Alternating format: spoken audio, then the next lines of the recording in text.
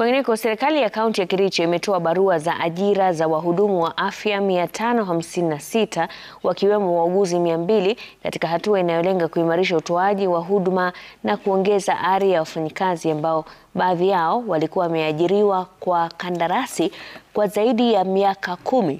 Akizungumza wakati wa utoaji wa barua hizo, Gavana Eric Mutai amesisitiza kujitolea kwa utawala wake kuwekeza katika sekta ya afya ili kukidhi mahitaji yanayoongezeka ya wakazi.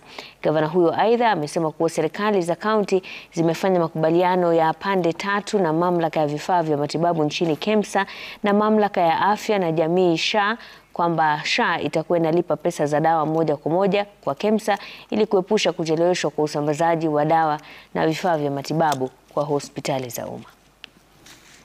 To avoid debts with KEMSA as counties, we will be committing to sign tripartite agreement that will see us that what we collect from SHA, from the dispensaries to our hospitals, the SHA will deduct the money for medicine right up there. SHA will pay directly KEMSA medicine, so that KEMSA will be able to direct medicine directly to our facilities, the dispensaries, without a lot of protocol.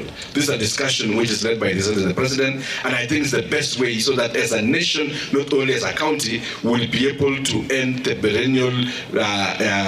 perennial shortages of drugs in our hospital and be able to provide the best service. We want to also to make a record straight.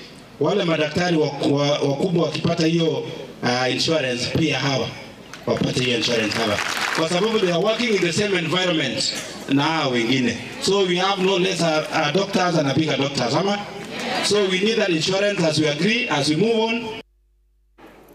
Na mtazamaji, baada ya taarifa hiyo kutoka Kericho, tunapumzika tu kidogo, tutarejea hivi punde na